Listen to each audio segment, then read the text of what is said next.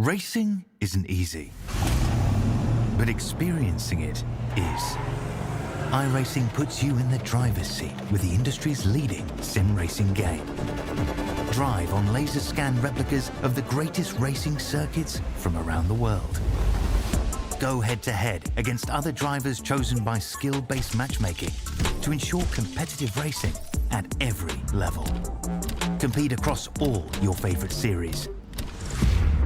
In officially licensed cars, engineered to deliver the most accurate driving experience possible.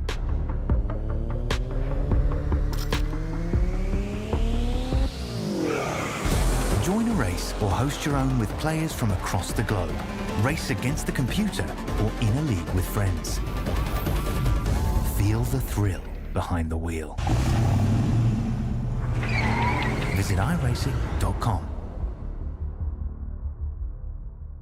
When you want to be the best, you can't settle for the rest. For anything on iRacing, there's just one name you need, Maconi. With the launch of Maconi Entertainment and Maconi Competizone alongside Maconi Setup Shop, we now provide the best of the best in setups, paint schemes, coaching, broadcasting, and event organization. With cars across all 4 license classes, we have what you need to hit the track with confidence. Grab a subscription and save money while going fast at MaconiSetupShop.com/subscriptions. And remember, at Maconi Setup Shop, there are setups, but your victories.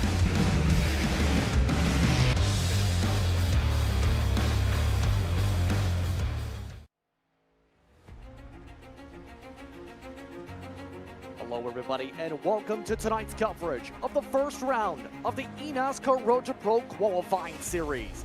This evening we're excited to be bringing you coverage of all the action from iRacing's virtual Daytona International Speedway in Daytona Beach, Florida. Maconi Entertainment is here to bring you action from all types of racing with the weekly Maconi Setup Shop C-Fix series. No matter what you're racing, we can bring the action to life. My name's Justin Prince. Alongside me for tonight's opener, Dylan Connolly, with Bradley Cooper working the controls as our producer for tonight's coverage of the top split of the first race of the 2024 Road to Pro Qualifying Series season ladder. Dylan, Daytona is a track that needs no introduction. 200 miles on the docket, 80 laps. What should we expect to see as we see the top teams make their way to Daytona tonight? You know, it's the opener. It's been the opener for every level of NASCAR for as long as I can remember. It'll be probably the opener on iRacing and NASCAR long after you and I are gone as well. This is the big ticket event. This is a good start to the season. This is one of the biggest, one of the baddest, one of the fastest tracks on the service and that's on there in real life. So I'm expecting it may be pretty smooth sailing early on, and then I expect to see chaos. And keep in mind, speeds expected for the top drivers tonight to reach more than 180, 190 miles an hour as we make our way through the night. Let's take a look at the Maconi Setup Shop race analysis tonight. 80 laps, 200 miles as talked about. All part of the first step of the ladder to the eNASCAR Coca-Cola iRacing Series. For those who haven't watched before, any drivers with a 2.5 A-Class SR Oval license can compete. The top 70 after 8 races advance to round 2. Keep in mind, that's with the drop week factoring in the 9-race schedule. Points in turn are scored based on finishing amongst the tracks you see on the left side of your screen. In turn, the difficulty of the field, known as the strength of field, critical to know. 7,669, the projection for tonight. To say the very least, if you wanted to be here, you had to be in the 7,200s. That is a high for the history of this ladder in the series. Yeah, I mean, this is the best of the best. I mean, we were looking at the spreadsheet earlier of the projected drivers in. If you had a 6,000 I rating on the dot, you were going to be fourth split. It just shows that the level of talent necessary to race in this race and the level of I rating. I mean, we have people in here whose I rating's over 9,000. Logan Clampett's in here. His I rating is a 5-digit number. It's at 10,000 and some change. So you have a lot of former Coke drivers, a lot of guys that have made it to the higher rounds of the qualifying ladder, and guys that have even raced in real life, like Parker Retzlaff. You have a lot of people like that where it's all mixed together. We're going to have some fun here for the next hour and a half or so. And in turn tonight, brings some interesting storylines. One of the most talked about on social media, the unretirement of Logan Clampett, returning to eNASCAR competition in terms of the approach to the Coke Series after his dominating run in the College Series. Other unannounced retirements, interestingly enough, Mitchell DeYoung, he's making a run tonight. Blake Reynolds, he's in the field tonight. And that doesn't include the many more hungry for another chance to race in the Coke Series. In turn, qualifying coming to a close. 33 drivers are in top split tonight, 34 entrants of note. And in turn, a grand total of 29 put up times. The field is set to go for 80 laps at Daytona. Let's find out how they'll start tonight for the opener here at the World Center of Racing. As the field makes its way to the racetrack, it's Brian Mercurio in a return to Norris Force on the pole. He'll start alongside Andrew Navarro, one of the top drivers in C Open for the past couple of years. Michael P. Frisch starts off in the third position alongside Peyton Howell. Then it's Christopher Pfeffer, the first of the Altus drivers in the field, alongside Matthew Batby. Inside the seventh spot, you feature Brad Mahar. He's the 2 truck for tonight's action, with Blake Reynolds making a return to action. He's been racing with Nitro Circus in several special events since his eNASCAR Coke retirement. Matthew Norton and Casey Tucker round out the top 10 from Daytona. Starting in the 11th spot, row number 6, we'll have Daniel Smallwood and Kenny Brady in the 11 truck this evening in 12th position. Back in 13th, one of the surprises that we saw come back, unretiring, we believe, Mitchell DeYoung starting in 13th position. Sander Nijoff starting in 14th in the 28 truck. Larry Pace over in 15th. Connor Shong, P16 in the 19 Ford machine. Kevin King, multiple-time eNASCAR winner, starting in P17. Jarrett Liebert, P18, as we head on back to the next row. P number 19, Agnell Phillip, and then P20, Corey Hines. Back there as well as Justin R. Smith. He's one of the Team Conti drivers alongside Nathan Nicholson. He was the last driver in on iRating. The next row features an interesting combo. You have Sean English, the 33 truck, and then Blake McCandless. He'll be making a run once again this year. He's one of the drivers under the Norris Force label for this series, and in turn, one of those with broadcast experience in eNASCAR Coke action for the past few years. Next up behind him, Alex McCollum. He's also making a return to action. He's been a long-time short track ace. He had a year in the Coke Series as well. He's alongside Andrew Freenosh. Quentin Warman and Noah Bitts, 2 of the Ryko trucks, start 27th to 28th. And their teammate, the Russian rocket, Yevgeny Mazganov, rounds out the drivers with times. And then a driver to watch. He's in the Titan Esports colors tonight, the number 1 in Sim, and a former contender for the championship. In return to action, Logan Clampett in 30th. Rounding out your entries, Joseph, Zach Nichols, Daniel Buttafuoco, and Blaze Crawford, your 34 drivers from Daytona. So as the drivers make their way to the racetrack, Deacon, you're an expert, so to speak, when it comes to super speedway racing, and tonight is going to be critical. One of the biggest pieces of advice iRacing gave just before tonight on social media, turn 1, lap 1 at a super speedway may be the least important, inconsequential turn in motorsports. Take it easy. What's your advice for a successful run at Daytona tonight? You know, you got a long race, 80 laps, 200 miles. You know, you could start racing lap number 1, but if you wreck your race truck, then you're out. I mean, you have no chance to win. You don't have a chance at a good finish, so you're better off just waiting, taking things as they go, being more passive than aggressive, and then waiting till the last quarter or so of the race to start making moves. There's no reason to do anything that's just horrendously stupid here at the start of the race, because you want to finish the race. A wise man once said, to finish first, you must first finish. In turn, who do you think will be the driver to finish first at the start and finish line tonight? Man, I mean, I'll toss 2 names at you. I think Logan Clampett's got a good shot, even where he's at. And a plate ace of himself, Michael P. Frisch. I really like how his game on the super speedways, and he's always been there in the big events and in eNASCAR as well. We're glad to have you with us tonight on iRacing social media platforms and on Maconi Entertainment. It's top split. The eNASCAR qualifying iRacing series. The Road to Pro ladder starts here. The green flag is out. We're underway from Daytona.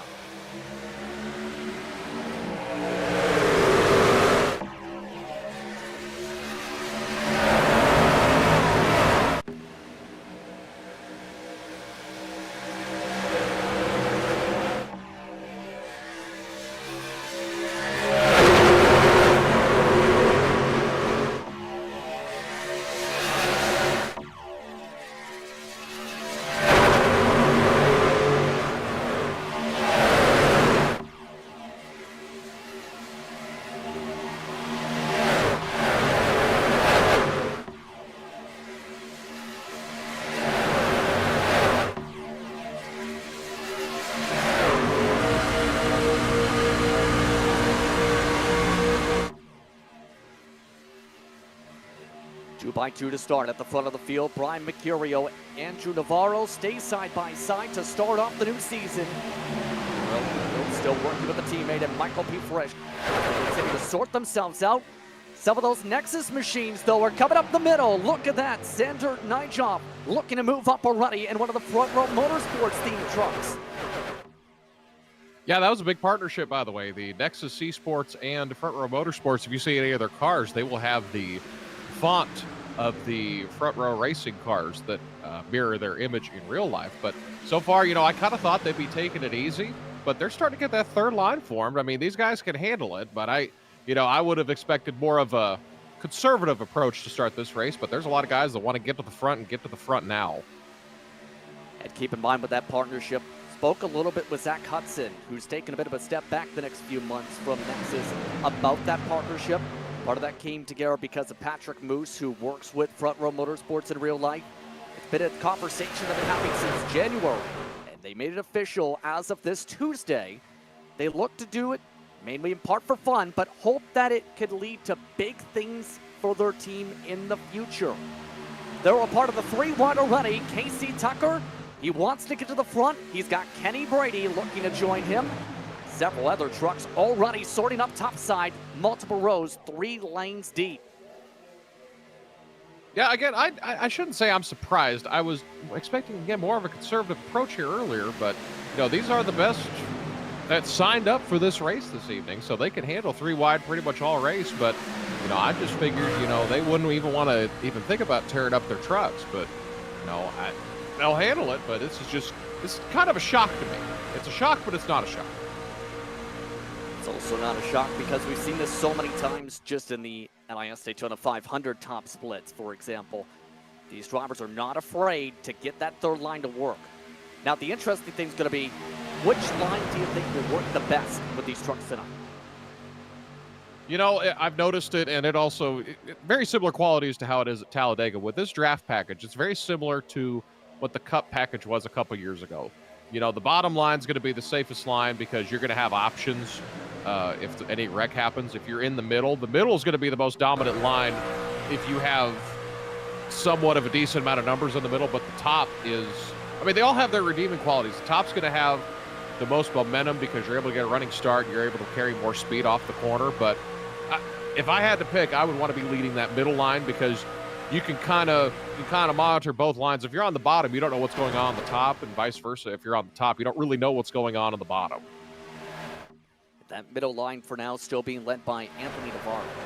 He's one of the youngsters in the field. He's really built a reputation for himself as one of the top truck series builders, especially when it came to him contending for C Open championships in the past couple of years. He's definitely somebody you want to work with how he's built that reputation since 2022.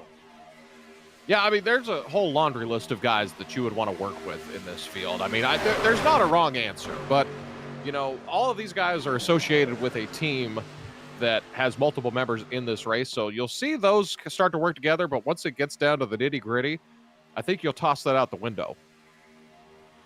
Now, that being said, it's worth noting one driver had been dealing with technical issues to start off the race, but is starting to move their way forward. One of the big names tonight, Logan Clampett, had dropped to dead last after several drivers reported they couldn't see the one truck in sim. And this is a big return for Clampett. He was a championship contender around 2021, seen a step back in 2022, then stepped away from the Coach Series to focus on schooling, then proceeded to win the Spring 2023 eNASCAR College Series Championship.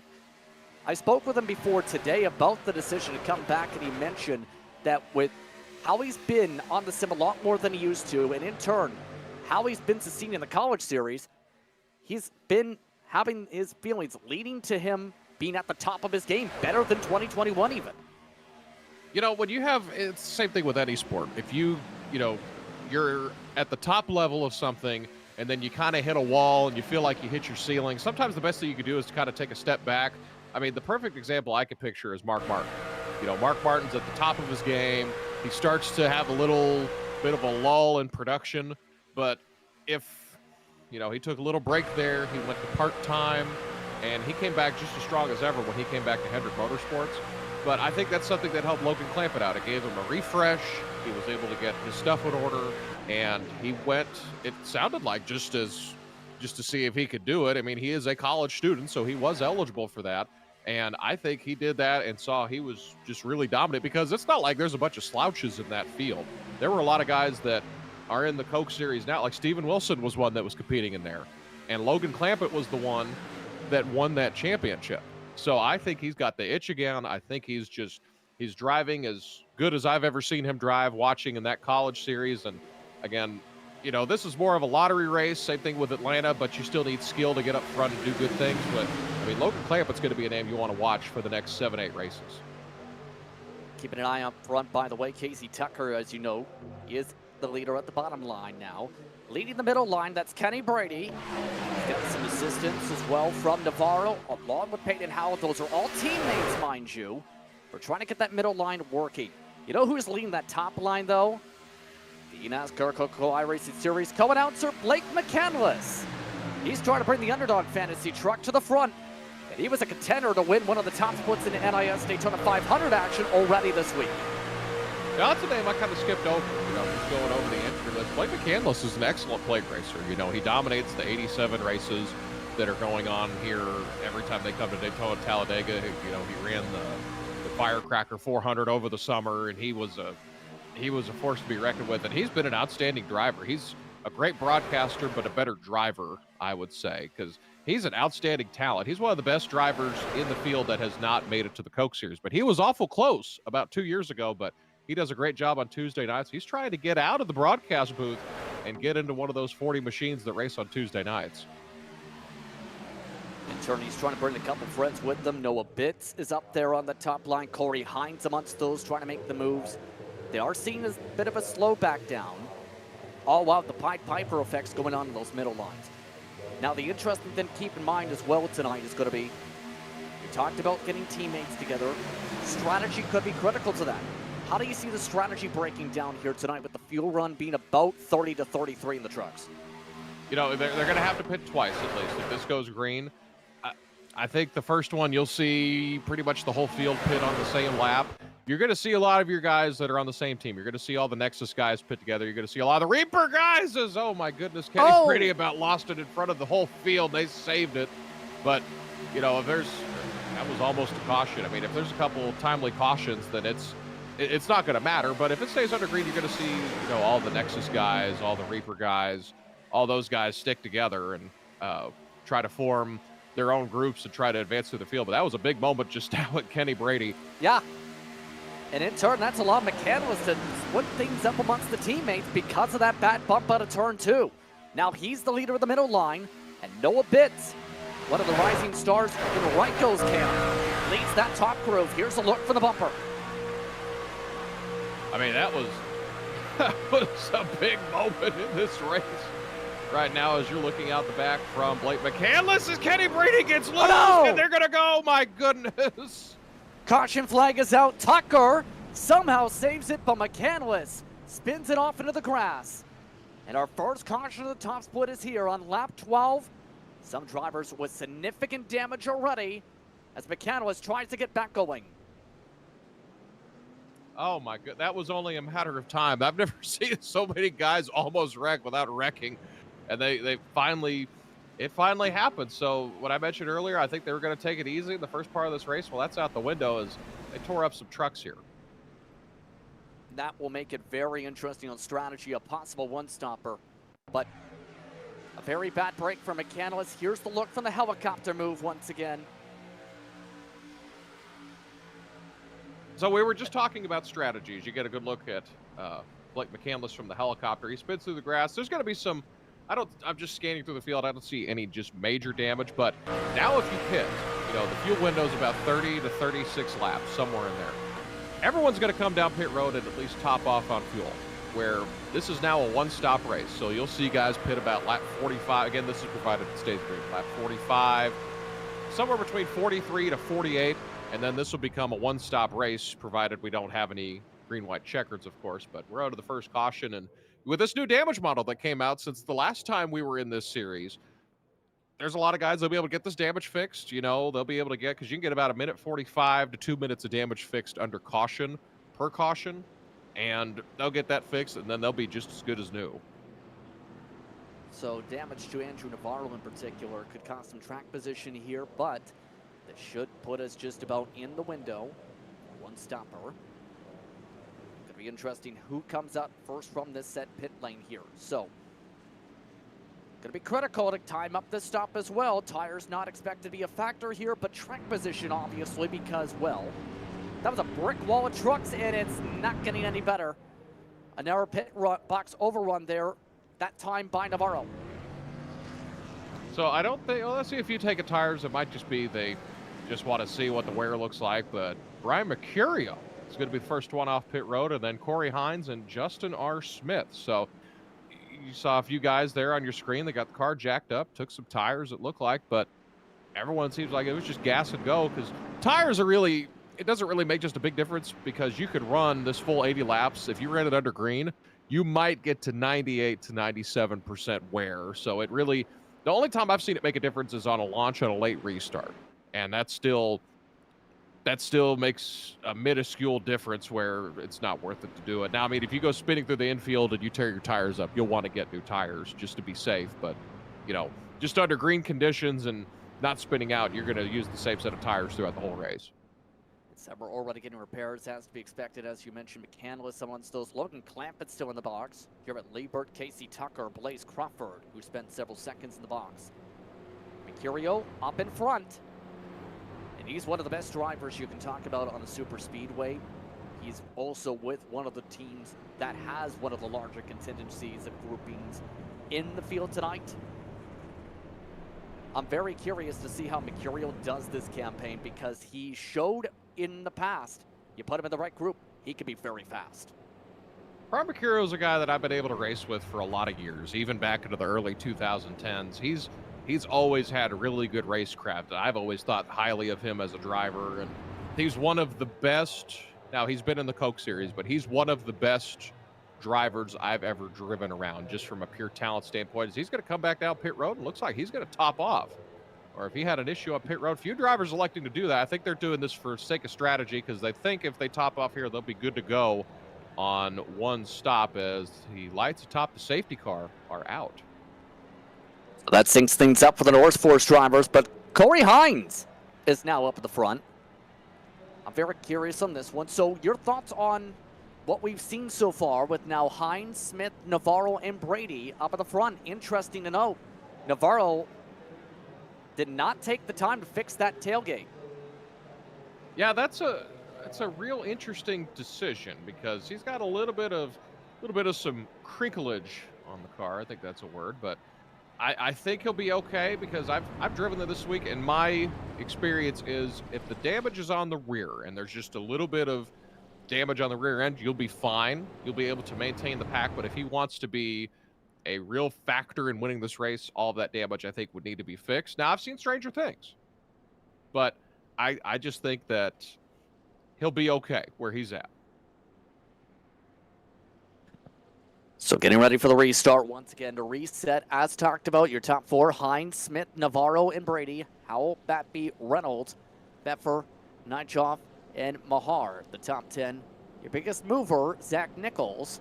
Your second biggest mover, a lot of fans seem to be a fan of the 16 truck in sim, Quentin Warman.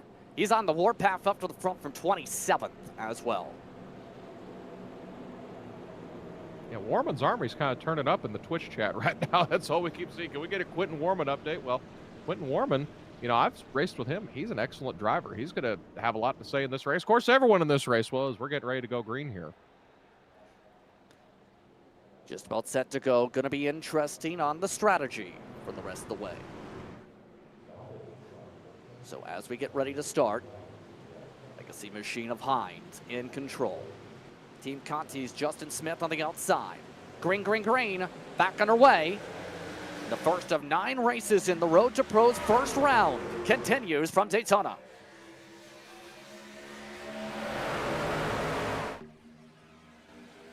A clean start up front once again with the 2x2. Already several dropping back towards the back to the bottom. And trying to get the rhythm down. Keep in mind those who topped off starting around 20th on back on the restart. Yeah, you saw everyone come down pit road, but the strategies varied a whole lot. Hines got a good launch on that restart. He was able to get a big push by Andrew Navarro behind him, and Justin Smith is looking on the outside here with Kenny Brady behind him, and they're going to be side by side as they come to the line. But I don't think you're going to see that third line just a whole lot after what we just saw, where, that wreck could have been a whole lot worse. It looked like it was a big wreck, but there were really only 4 or 5 trucks involved. It looks like everyone involved in that was able to get damage fixed, including Blake McCandless, Logan Clampett, and the small other handful of drivers that were involved in that. So as Logan Clampett, you see, is dropping back to the technical issues again. Keep in mind, you do not want your drop to essentially be the start of the season. There's a lot of pressure with there just being the super speedway races, yes, but you can only drop one of them. You don't want the first race of the season to set the tone the rest of the way and then set the panic you'd have to think of. I've got to win, I can't afford to crash ever again. Mm-hmm. Yeah, you want to set the tone with this first race. So if anyone's wondering what a drop week is, just to cover real quickly, let's say you run these 9 races and you finish first in 8 of them, and then you finish 30th in that 9th race. Well, they'll take away that worst finish that you have and wipe it like it never happened from your results. So it'll be based off of your 8 best finishes if you run all 9 races.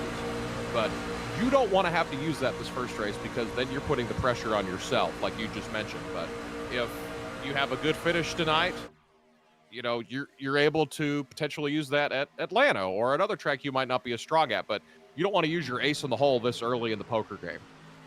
Who's already using a bit of a poker bet? Daniel Smallwood, he's leaning the outside line. He wants to go to the front. He was one of the last drivers out when it came to the point standings in the Contender Series during the wintertime. Now he wants to move his way ahead after being as far back as 18th. A lot of comers and goers. Hey, remember when I said that they probably weren't going to get that third line going? Well, I'm just a big idiot, because they got the third line going again. But we have a new leader at the top of that third line, a guy we haven't really just talked about, Daniel Smallwood. Daniel Smallwood's leading this top line. Brad Mahar pushing behind him. There's about 6 or 7 trucks in that line, and that's enough, because you're going to have the draft from the trucks next to you along with the side draft from the wall, and you're able to get a lot of momentum coming off of the corners, because you're just going a lot faster through the corners and shaving off less speed. But hopefully it doesn't end like it did last time when the third line got going. In turn, have to think those in the Legacy camp had to bang a lot of wrenches together. We mentioned Retzlaff Hines, Boyd Hogan amongst that camp this season, for example. One of the owners there, Smallwood, Casey Tucker. It takes a lot of work and effort to get a truck just right for a race, because if you're off, the whole team's off. If you're on, you get to have a parade up front, so to speak, or at least build a wall and be a Pied Piper. One thing that's creative about these teams, if you think about a NASCAR team, the maximum amount of drivers you can have is 4, and then you have a couple hundred employees back at the shop. Well, the way these teams are, a lot of these drivers, they help build a lot of their own setups. Now, they're associated with a team, but all these setups are catered to their driving style. Now, Daytona, there's only so much you can do as long as you have the speed correct. You might want a car that is able to be tighter when it's out front, or there's a few other small things you can tweak. But, when you get to these other racetracks, like we go to Las Vegas here in a couple of weeks, you're going to see a lot of more difference there. But when you have, it's strength in numbers, basically. So the more minds, the more eyes, the more hands you have on a project, the better it's going to be. And you notice a lot of these teams, they have a lot of drivers, a lot of hands on it, and they're able to have the results that they're showing now. In turn, look at this. Smallwood, he gets a push in front. Now, in turn, 3 of Legacy's trucks in control of the first 2 lines. The third line, though, has an interesting name, Larry Pace. He's looking to find a way to pace himself up front, and they've got to hold line some of those EPI drivers. See what you did there. I like that. He's trying to keep pace up front, and he certainly is, as he's going to shotgun his way pretty close to the front of the field. He got a little close with that middle line. He's going to lose some momentum here, but we just dodged another big wreck there, as it looked like Larry was trying to go down just a little bit, and there was no room there as the Daniel Smallwood machine was there, and just there was no space there, but a crisis was averted once again. For reference, Larry Pace, a longtime crew chief in the Coke Series. For with some of the top drivers we've seen make their way into the postseason. He's also turned into a very solid driver in that he's also picked up a lot of skill with the league scene. Series like Winsdale when it comes to Gen 4 cars come to mind, for example. He's continued to improve as a driver when he was already a very solid crew member. You can throw the same with Blaze Crawford, very solid builder, continuing to grow as a driver after having a CE Open championship winning truck 2 years ago.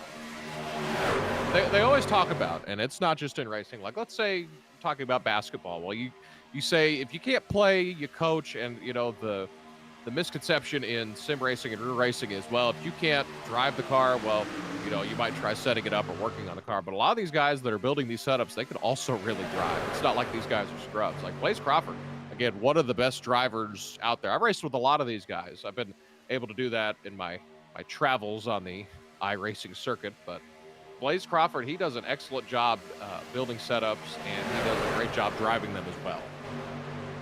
He's also got experience over the years with teams like Elliott Seller Esports that shuffled its way back to an RTP focus for 2024. Those drivers we'll see later on likely in the season. As the season keeps on going, though, already 56 to go at the stripe. And amongst those keeping things cool, Blake McCandless, in that he's the opposite of cool. He's saying, why not go on fire, catch up to the top line, and say, let's go up front. It's a race after all. I could see both sides of this coin. There will be people that will say, well, I don't want to race to the end because I want to save my truck. But, I mean, Blake McCandless was just in that last wreck, and now he's battling up here. He wants to get to the front. He wants to use that Dale Jr. strategy. He wants to be in front of as many cars as possible, because if there's less cars in front of you, that means less cars you have to dodge. I've always thought, personally, when you're in a super speedway race, you want to be as close to the front or as close to the back as possible, because if you're up front, less cars you got to dodge. If you're in the back, you could just wait for whatever happens in front of you, and then you can kind of survey what's going on, but you don't want to hang out in the middle. That is like the worst spot. You may as well be in a field of bears with stakes strapped to your chest if you want to hang out in the middle of this big pack here. Yeah, you don't want to be eaten by the pack. Yeah, that's not a good way to start off the season, is No. being eaten by a bear. No, absolutely not. Bear, you know, but I imagine getting eaten by a bear is not fun. But I don't know. I haven't had that happen yet. Well, that's a good thing. But as we reach past 55 laps to go, I was about to say, amongst those also quietly charging their way, that whole bottom line, really, you can argue, for one, but two, a lot of the partnerships are starting to link together. The front row / Nexus machines all in a line. The Legacy / Reaper drivers in a line. What's that communication like when it comes to making a run like this? To say, when do we link up? Do we stay together the whole race? Do we split apart and go opposite strategy to make sure one of us is covered? What's that like in your experience? So you're going to have a few things here. You might be able to create your own team channel in the iRacing server. A lot of them might use a third-party service to talk amongst team members, depending on what split they're in. But I think that conversation's a lot like, well, when do you want to go? Whenever you go, I'll go. So it's basically cooperation. Everyone's trying to figure out what number works best for everyone. You might have people that say, well, I can make it to lap 45. Well, I can only make it to 43, or I can go to 47. They're all trying to figure out what's the best as a whole, because you can't do this alone. You can do this at some other tracks like a Martinsville or Las Vegas. There's a few other tracks you could do this on the circuit. But here, you need friends. You need dancing partners. You need any help that you can get. So a lot of that communication right now is like, all right, when we pit, what are we going to do? What changes are we going to make? Are we going to make air pressure adjustment? How much fuel are we going to take? Because you want to fill it up. Do you want to only take 5.7 gallons? Whatever it may be. So it's constant levels of communication between not only the driver's individual crew, his crew chief, a spotter, whoever else may be there, but also with the people in charge of their teams and people in charge, basically just everyone talking to each other. Right now, at this point still, Smallwood and Hines leading those lines along with Pace still. And talking about the NASCAR World iRacing Series, its debut for 2024. Wyatt Tinsley, of course, going undefeated at Daytona throughout the month of February, if you include the Clash, the Duel, as well as basically the race itself. In turn, You're talking about lots of others trying to get back in that conversation. We touched upon drivers like Kevin King in the past. Mitchell DeYoung, we talked about one of the surprises, though. He's one of those that could be interesting if he runs again because he was dominant when he ran the Road to Pro ladder a couple years ago. And he is a Coke winner after all, before he had to shuffle his focus back to the Porsche Taycan Esports Super Cup a couple years ago. Mitchell DeYoung, I'll say this about him as we go off on a little tangent about him. He's probably one of the best well-rounded sim racers that there is. I believe he has held a pro license, and I could be probably not dirt oval. He's held a pro license at the road level, the oval level, and I believe the dirt road level as well. He's one of the best talents that there is in sim racing. I mean, he is a guy that's going to be a threat every single race that they go, not just because of the backing that he has, but all the other things that he's good at, not just road courses, but short tracks, big super speedways. And one little fun fact about him, I mean, the dude beat Travis Pastrana for an X Games gold medal. Yeah. I mean, he's incredible. He's awesome. I mean, he's, you know, again, Daytona's a big lottery. You know, Atlanta's becoming that. There's more strategy involved in Atlanta than I would say here. But, I mean, he could finish 30th. He could win the race, and it's not going to shift the needle. It's the same thing with any of these drivers. But he's a guy, he could go off and he could win every single race, and it wouldn't be an upset. 50 laps to go on the racetrack this time by as the 3 wide continues, by the way. It's almost become a calm pattern with this 3 wide because before it was, let's change the lines, block together, let's change the lines, work together. That incident almost has changed the entire tone of this to where a lot of people don't want a conveyor belt on who runs the middle and change lines after what just happened.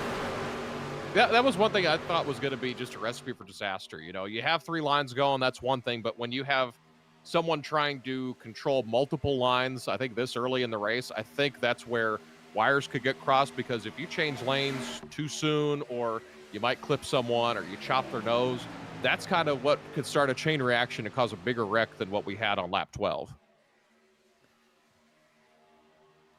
So in turn, it's still being a long way out of this race.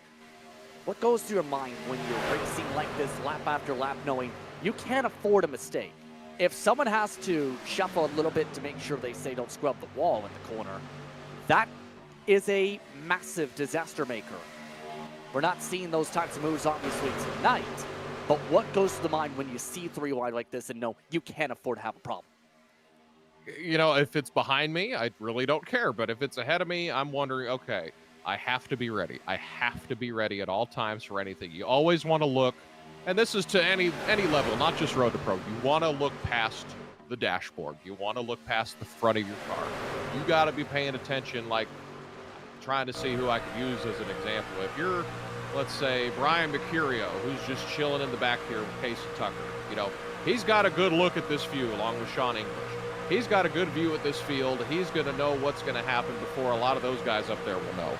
He's going to be able to see, okay, they got a 3rd line going. Okay, they've gone back to 2 lines, or they might be single file, whatever it may be, where a lot of these guys up front, they might not know that, depending on how their mirror settings are. But I would say if you're in this situation, you want to be either way ahead of it or way behind it.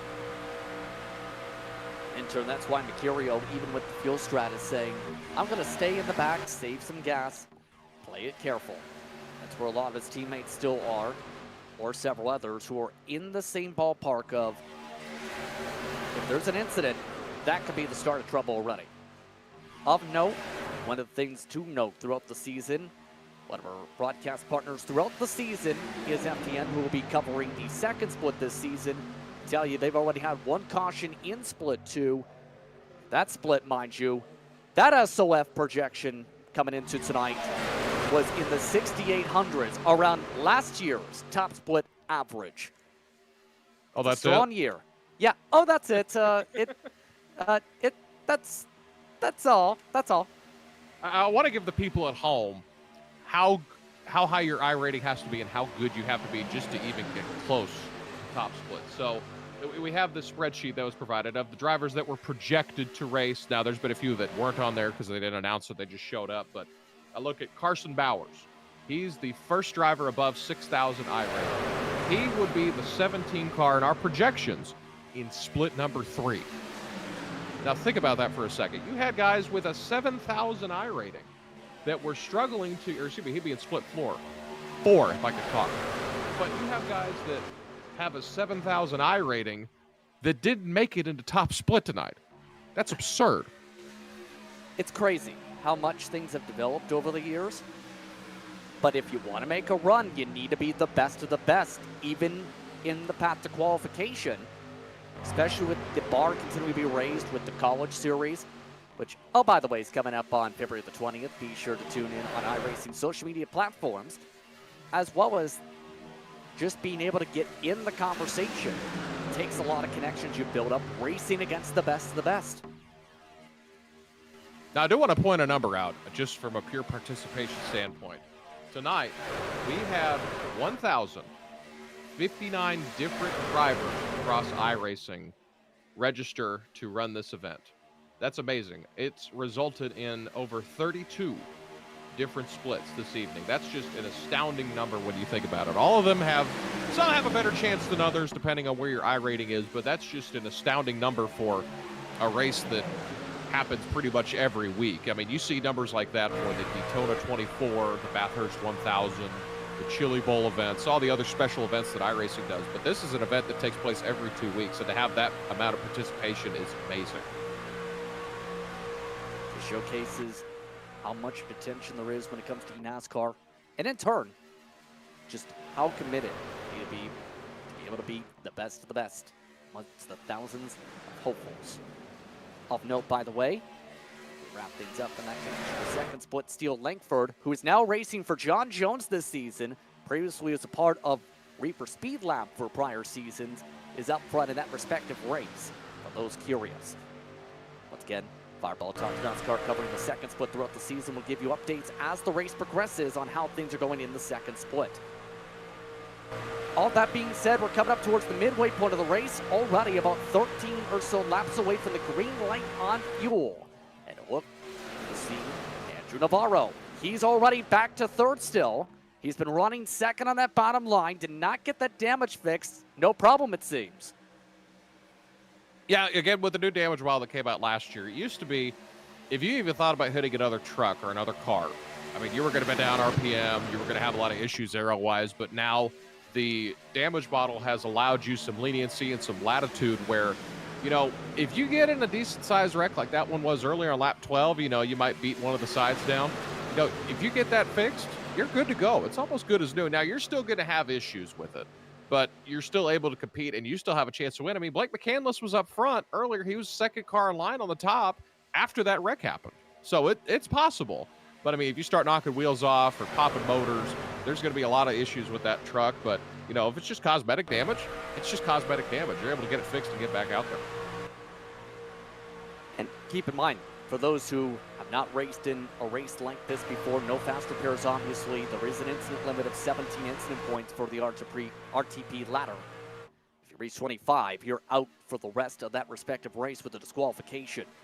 It's not just as simple as bang, bang, zoom, zoom, race car, go to victory lane. Well, some people it is, but others, for 99.9% of the world, yes, you're correct. Exactly. And as we get ready for the midway point, cross flags next time by the stripe. We get ready for the 40 laps to go mark here on iRacing and on Maconi Entertainment. Tonight's action brought to you in part by iRacing. Relied on as a training tool by countless professional drivers, iRacing is unrivaled as a racing simulator because of its creators managing to capture every last car in track detail and recreate them in a package that perfectly encapsulates the feeling of being behind the wheel of a race car, pushing its mechanical limits on courses designed to test drivers' mettle. And the industry agrees. Visit iRacing.com to sign up and become a member today. Cross flags up at the stand as they reach the point this time. Still in the lead, it's Corey Hines, followed by Daniel Smallwood and Andrew Navarro amongst the top three. Brad Mahar, Justin R. Smith, Andrew Freenosh, along with Noah Bitts, Matthew Batby, Kenny Brady, and Setter Nyjoff amongst those inside the top 10 at the cross flags. Pit window just a few laps out. And some of the big names that are continuing to stay at the back of note. Alex McCollum, Quentin Warman, Blaze Crawford, Kevin King, Brian Mercurio, and many more remain patient. Others of note like Logan Clampett. They're moving up the field and quickly after Clampett's technical issues all race long. They've settled down enough to say, let's go and push ahead and catch up to the rest of this train. Yeah, things have kind of settled down now. I think that third line is starting to go. Now they're trying to kind of weed their way down to the bottom because pit stops are right around the corner. We're just a handful of laps away from what could be, in fact, it will be the last green flag pit stop of the race. But you're going to see a lot of guys try to settle down before this. It's almost the calm before the storm. So you don't want to be, like, let's say you're Andrew Navarro. You don't want to be where he's at, or Daniel Smallwood, excuse me. You don't want to be where he's at and have to pit, but you're stuck on the top line with a bunch of cars below you. You want to start to, still maintain a good position, but you want to try to find a way to get to that bottom. But guys like Corey Hines, Andrew Navarro, Justin Smith, and Noah Bitts that are all leading that bottom line, they're in prime real estate when these green flag pit stops happen here shortly. And a lot of teammates are close to each other on the track per se. It's going to be important too to be able to get at least your pack sorted out here. We've seen in the past when there's been a bit more flexibility, of course, from a fuel strategy, drivers be able to go 5 in a group, come in, come out together, and run away from the pack if they've got a fast enough truck. I don't know if that's going to happen tonight because of how tight the window could be here, but it is something that is a possibility with what we've seen here with trucks over the years. Like I said, we're trying to get to green flag pit stops. Oh, my goodness. Daniel Smallwood made his way to the bottom really quick. That's the first decision in this race. I think Daniel Smallwood wants to lead, but he also wants to get on the bottom because he wants to be in first when he goes down pit road. And he also makes it clear there with that type of move, we got to get in a line, drivers. Let's work together, get clear. We're seeing that with Freenosh. He's trying to push the same thing right now when it comes to the truck in front of Brad Mahar to get him clear so Mahar can get ready to pit. I would say in the next 4 to 5 laps is when pit road's going to be open for business. And I think it won't just be 3 or 4 trucks. It'll be a whole herd of them. Because a lot of them, you're trying to plan out a number. Like, you might say in your head, okay, we want to pit on lap 47. Well, if you see a team that you're competing with pit on lap 46 and you happen to be behind them, you might call an audible and come down pit road on that lap. But you just got to be ready for anything pretty much. It's interesting to note when it comes to Freenosh, by the way, he's amongst those on the top off. Everybody else up in the front at least did not top off. They elected to stay out for the track position after the caution flag pit stops. In turn, Freenosh not able to get clear yet. He does have a line of 4 Nexus trucks behind.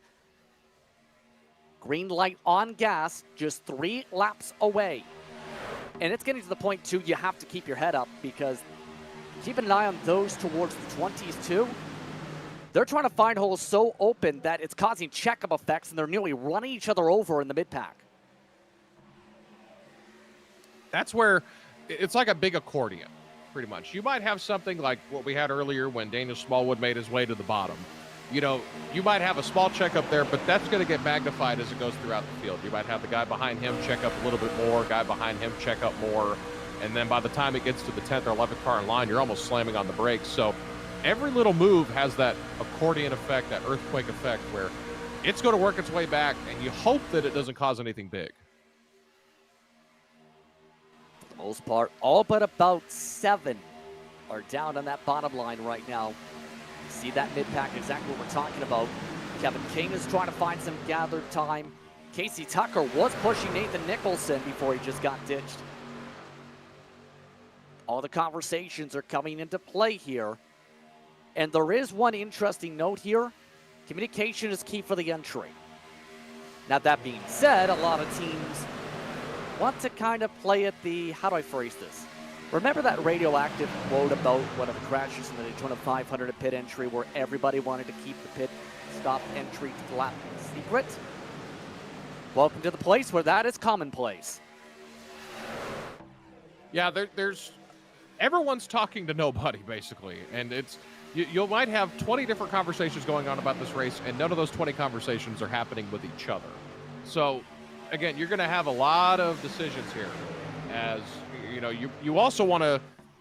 There's two sides of that. You want to announce when you're coming down pit road for safety reasons, but then there's other points as we're going to have a bunch of takers right now.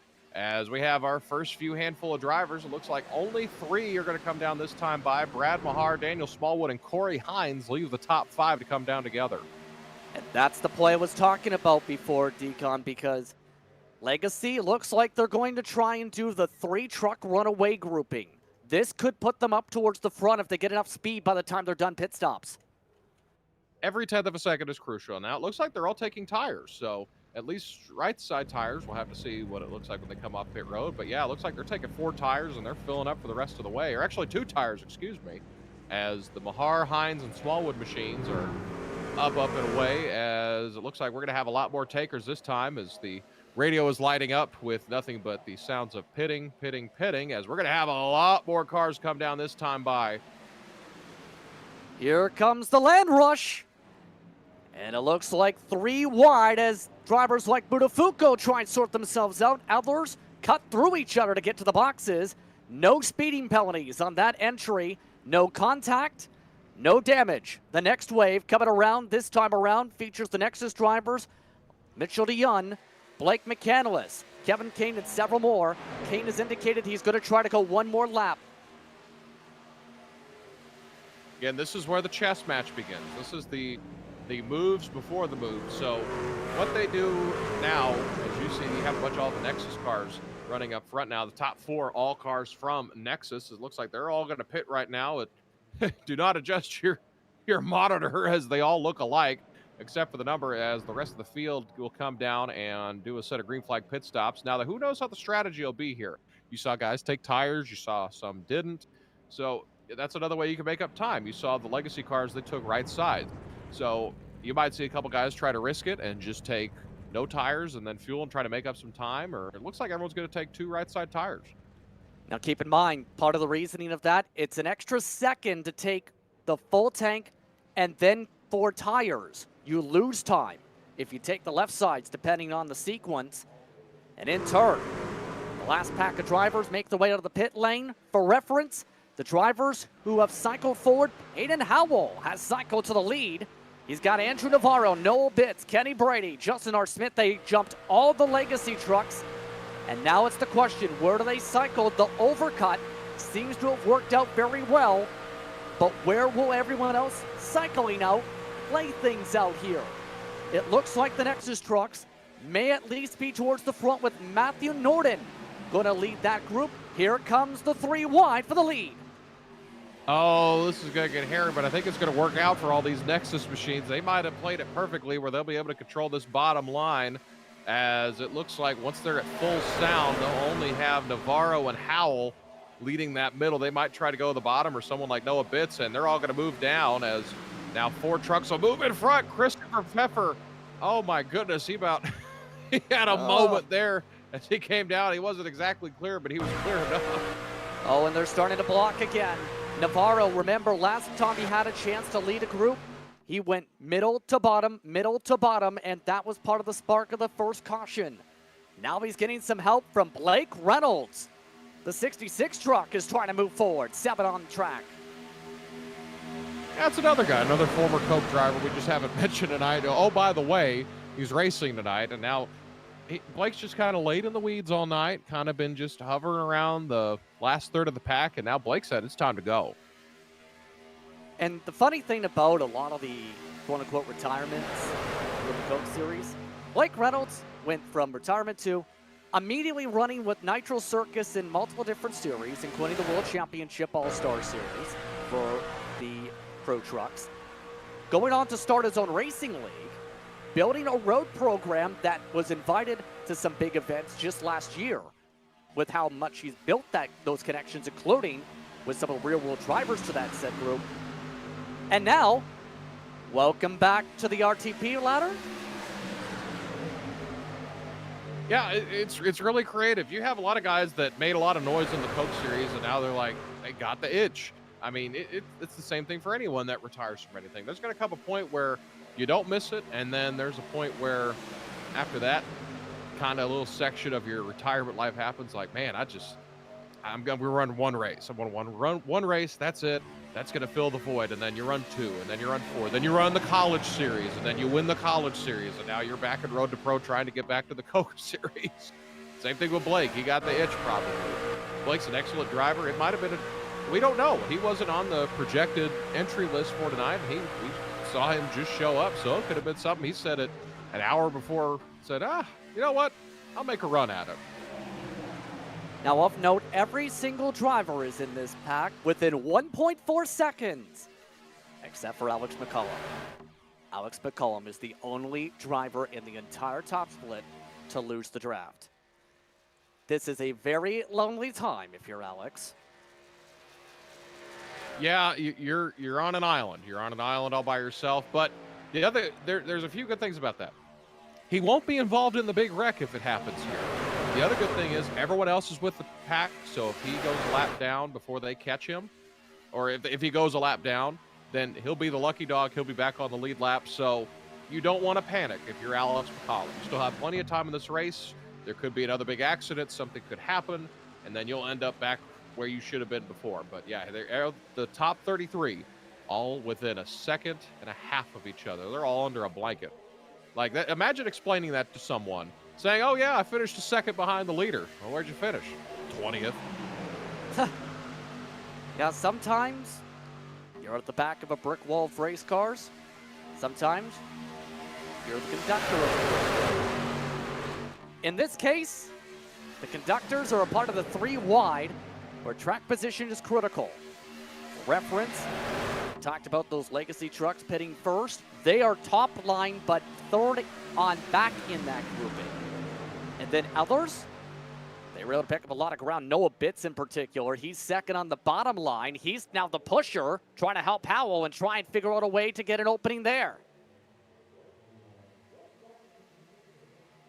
You're 3 by 3 by 3 once again. That top line's got about 9 trucks in that, and you're going to see all the lines are about even. So you'll see that low line, they'll get an advantage in the corners. That top line will get an advantage down the straightaways. That middle line will just be in the middle of each one, but it's like a pendulum. You're going to see the top be good. You're going to see the bottom be good. You're going to see the middle be good, and they're all going to have their moments. Hey, that's my metaphor. Pendulum swing? Well, it was such a good one, I had to use it. Well, technically you paraphrased it, so I think you're okay. I'm joking. Oh, So, you're all good. So right now, to play things out here, it's going to be interesting when they reach the lap traffic. I know I keep on saying it's interesting part. But pretty soon, when they reach McCollum in, based on the projection, 5 seconds a lap, carry the 2. Should be there in about 3-4 laps. McCollum's got nowhere to go. This is not going to be a fun time for the field once they reach that one truck. He is just up in that little bit of the distance.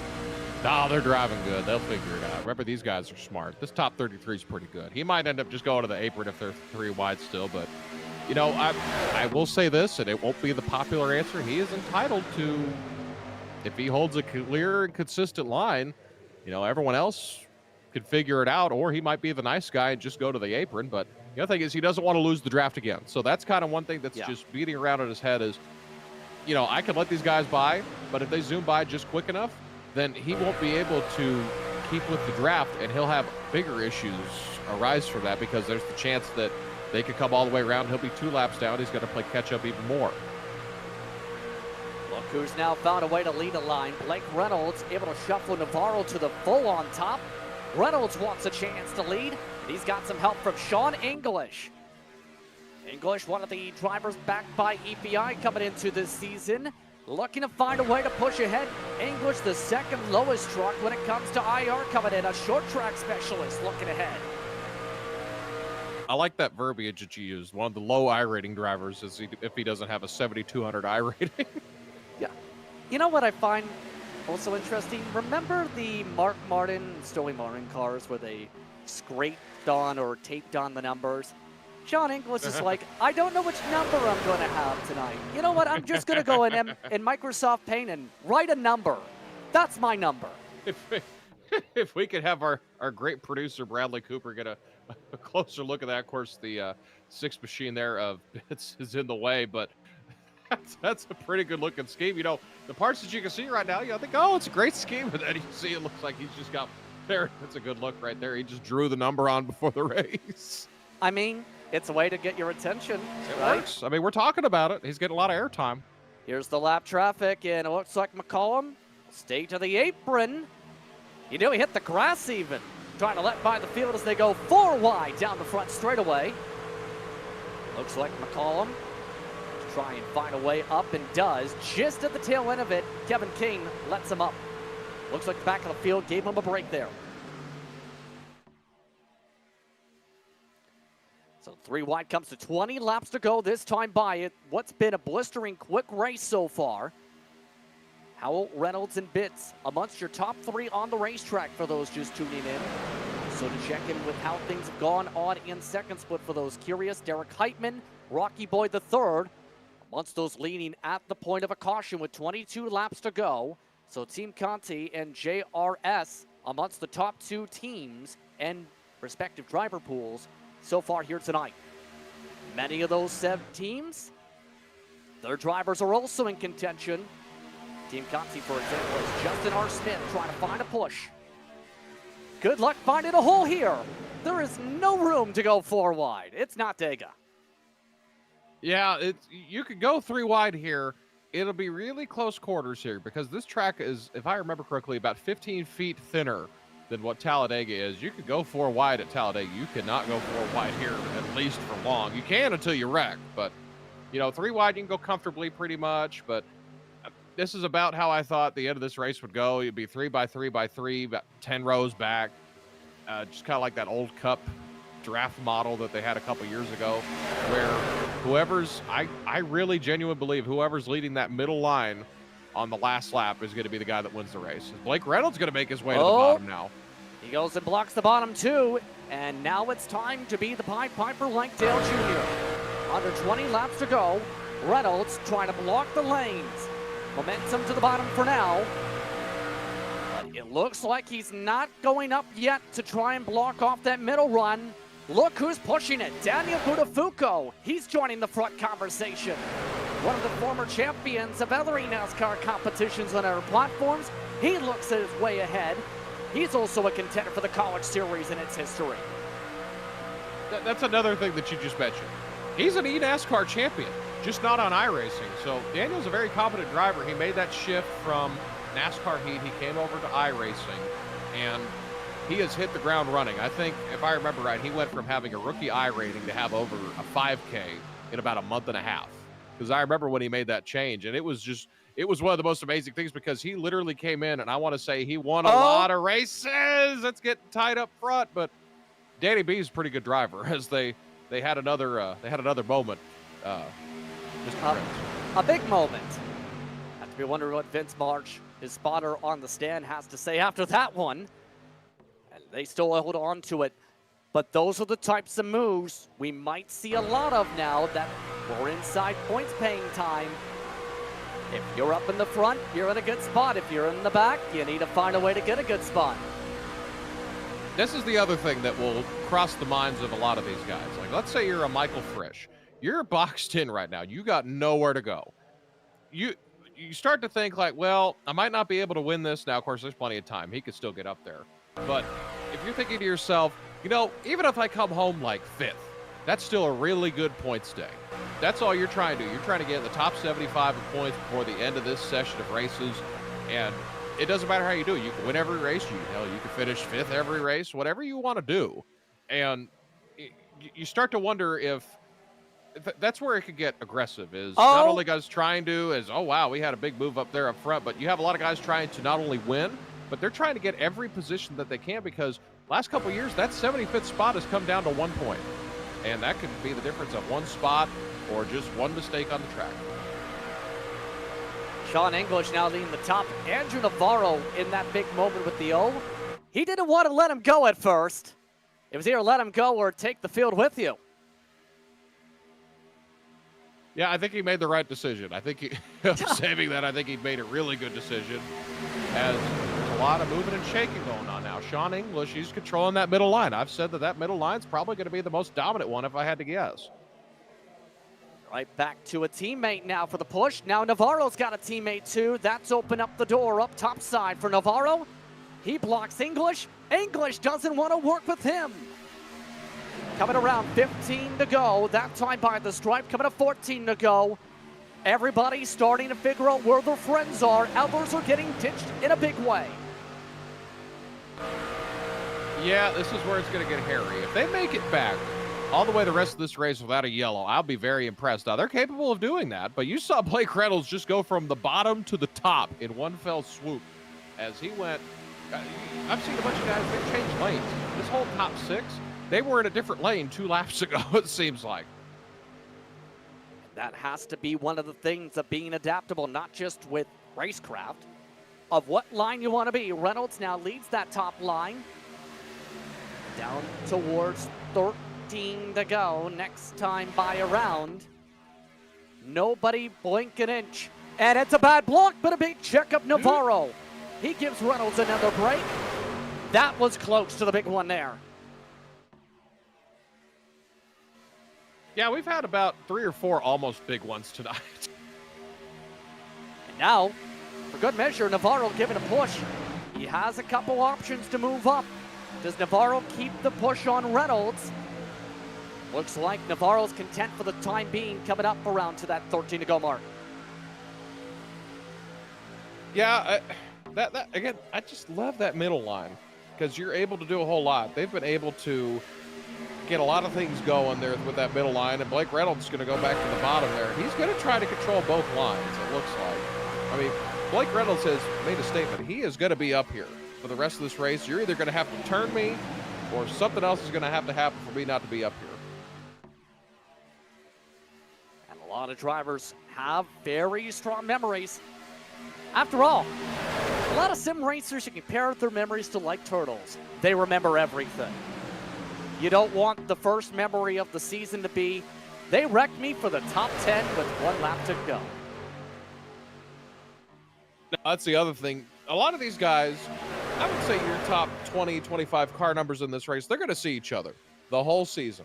So it's one of those, do I really want to make someone mad in the first race when I have to deal with them for the next 8? So you might cut a guy some slack, or you might do him a favor just because you're thinking in the back of your head, well, I might need that like when we go to Atlanta or when we go to Las Vegas, wherever it may be. So I think that you'll see that in the back of their head. Look from up top as they try and get the numbers built back up on that third line. That's Brady getting a shove from behind. He's got some help from Justin Smith. Big block from Reynolds as he blocks off English. Coming to 11 to go at the stripe. And a few drivers are finding ways to cycle ahead that you expect to be up here. Drivers like Michael Frisch, he's in the top 10 right now, 5th in that middle line. As they come up to that 11 to go mark, some of them are trying to figure out, where do I poke? Yeah, where can I fit in? Where can I go in this race? There's a lot of questions running through the minds of this entire field here. As like we mentioned before, all 33 of the 34 drivers up in this pack. Anyone in this pack could still win this race. And then, you have in the back 1 lap down Alex McCollum. There's a wreck. He's going to be the lucky dog, and he'll have just as good a shot as anyone. And it's the great equalizer, Daytona. You have a lot of guys. All these guys are pretty good everywhere. But when you get to a track like this, anybody in the field can win from any spot. 10 laps to go, 25 miles to go in the RTP opener here at Daytona. The top split, Reynolds continuing to go back and forth with Navarro. Brady losing lots of ground as they sort themselves together. Reynolds trying to immediately return to eNASCAR and try to immediately go to victory lane. Can he get the Nitro Circus truck to the point as he nearly blocks up Navarro? Things are getting dicey up front now. You see a lot of snaking going on all 3 of these lines. I mean, if they make it these last 9 laps without any incident, I mean, they're again, like I mentioned earlier, they're good enough to do that. But we saw earlier, they went 3 wide on lap 12, and they wrecked up a lot of cars, but all those cars were able to get fixed. And there's still a lot of them mixing them up front. Look at Daniel Buttafuoco make a move at the top. Here comes the Rutgers student, Buttafuoco, getting a push now. He looks to the point for the first time today. He hasn't been up front all race. He started 33rd. This is now time for him to shine. English now getting an edge through 1 and 2. Reynolds with a better run middle. That loud sound that you just heard, they're having a party in Piscataway right now when Daniel Buttafuoco took the lead there. I mean, there's got to be a lot of people at Rutgers that are proud of this dude. He's a champion. He's got a lot to say here, and he's making moves up top. Can he get that line to keep going, though? Reynolds in the line that's been working all night. The middle, bad bump out of the corner. Bit of a bobble. Reynolds able to hold on to it. Here comes the charge back. 8 laps to go. You know, earlier we were just chopping off laps, you know, like in the 20s and 30s. You know, you thought, okay, this race is clicking off pretty quick. But I guarantee if you're in one of these 33 or 34 trucks, this 8 laps is going to feel like an eternity. It's going to feel like the last 5 minutes of an NBA game. It's going to be a while. Nobody blink. It's 3 wide for the lead. Only a couple inches separating the leaders. Can English pull off an upset to start off the season? Can Reynolds win to start his return back to eNASCAR? Can Buttafuoco start his attempt to get back to contender with the W? They are the 3 with the best shots right here, coming to 7 laps to go.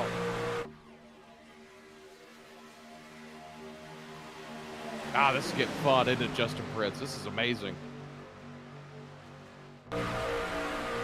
Of note, for comparison for the second split, for those curious on how the point structure can go, River Hayes is that leader with under 12 to go. Now Navarro wants to get himself the points lead to start the season. Now a switch with Buttafuoco, having to push him as they make their way down the backstretch. Just a big old conga line. It looks like everyone's just sitting in line. If you're like 3rd or 4th in line, I've been in this spot before, you start to get a little restless. You try to look for anything you can do to get up front. You might push the guy ahead of you a little harder to get him to push. You know, you might end up pushing the pusher. You might see a gap where you think you can make it 4 wide. This is where they're going to get antsy here with these 6 laps to go. Oh, Buttafuoco nearly fall down Navarro. Reynolds Oh, trouble! to go. Here they go. It's the big one. Oh, my. It's everyone but 2 trucks in it. 31 drivers crash in 1 and 2. Caution flag is out with 6 laps to go. Everybody left. Oh, my And that's goodness. everybody except for maybe McCollum and the leaders. I mean, I only see just a handful of trucks coming by unscathed. I mean, it's they pulled the pin on the grenade about 20 laps ago going 3 wide like this, and it finally popped. That took out a lot of fast trucks. Where do you even go? That's the track. Your only hope is if you were Blake Reynolds or Andrew Navarro, you're ahead of it. But if you're at the tail end, I mean, it's, you know, you just have to come to a stop. I mean, that's a track blocker, and it took out a lot of good trucks there. It was the hope of it wouldn't happen. Joseph. Golly. Sometimes you just push right into it. I mean, when you like, if you're in Joseph's spot, you're in that middle line, about 6th or 7th truck in line. You just have nowhere to go. You're just along for the ride, man. So about 31 trucks in the incident, most with damage. Drivers like Dion included in the damage list with the front nose you see there.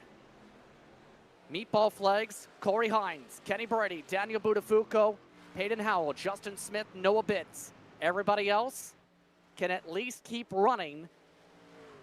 I'm not joking, the entire field except for Blake Reynolds, Andrew Navarro, and maybe McCollum were in it. That's one of the biggest wrecks you'll ever see in a top split ever. Yeah, that's one of the biggest wrecks that you'll see, like, ever. The only one I can think of is when they ran the Clash a couple years ago in the Coke Series that Blake Reynolds was in, and they wrecked literally the entire field. That's one of the biggest wrecks that I've ever seen here. And by the way, you mentioned a meatball flag. That could be anywhere from 40 seconds of damage to over 50 minutes. So just because they have a meatball flag is not necessarily the end of their race, but it's not going to look good. Like the other beauty of this new damage ball that we talked about earlier, if you're in the back or you just got a little bit of damage, you can get that fixed, and then you can steal a lot of spots compared to the guys that have a lot of damage. But there's a lot of bent up race trucks. Currently doing a rough count on how many trucks don't have damage. It's in single digits. You can put it on one hand.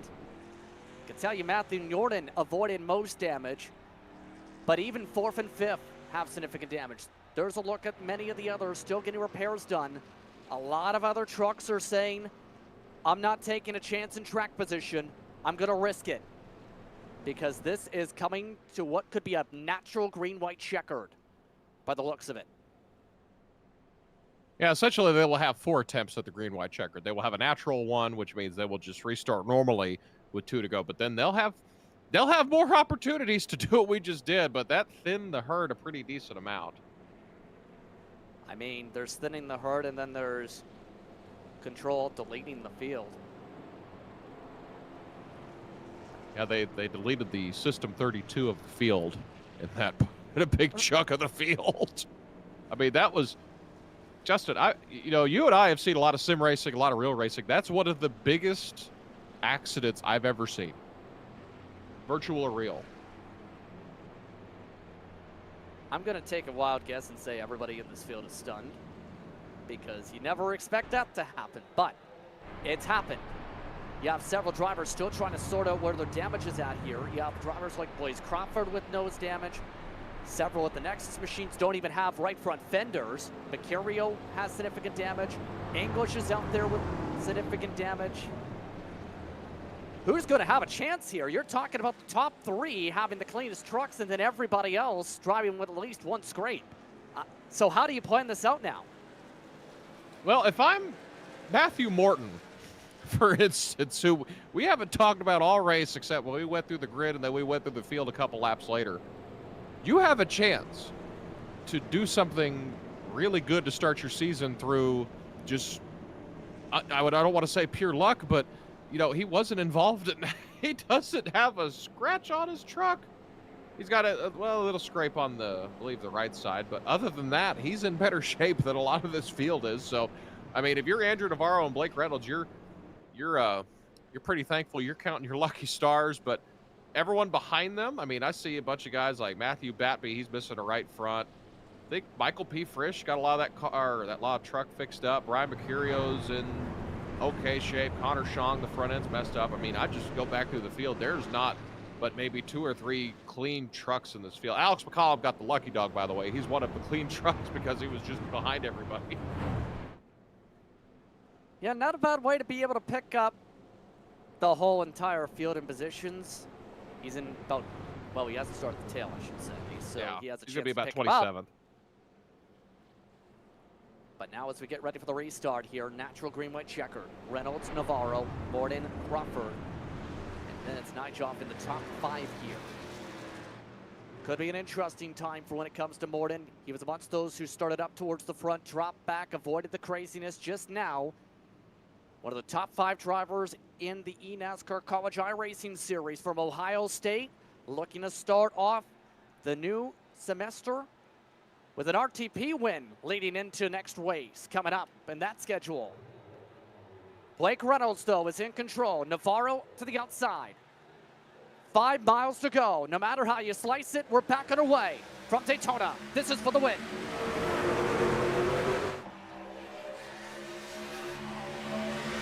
Good launch up front. Reynolds getting the push from Morton.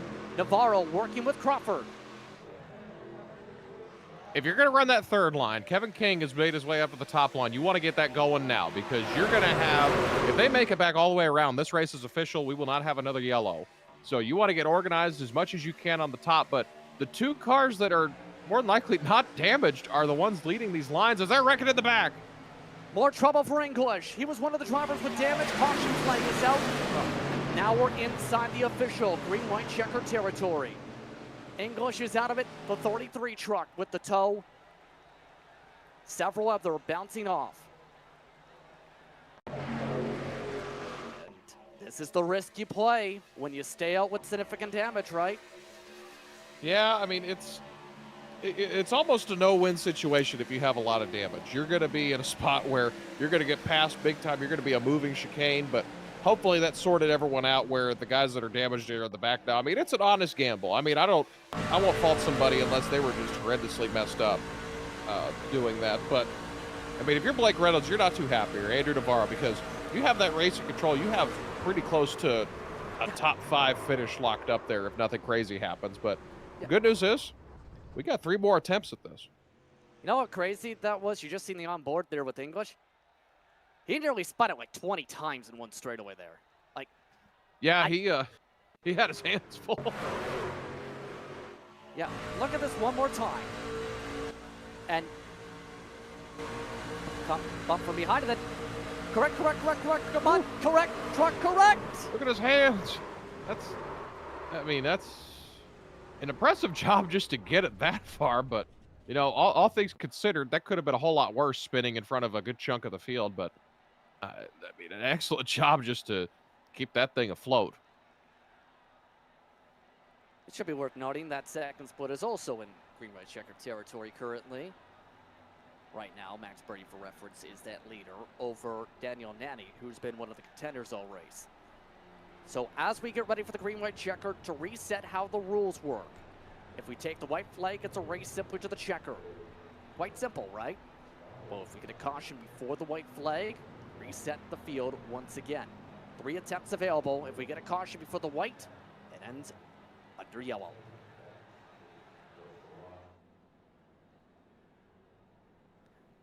And so, what's going through the mind if you're Reynolds here, because he's the control truck. He was off to a clean start with the help of Morden. Now Morden is working to the outside. And you have Navarro now as the pusher.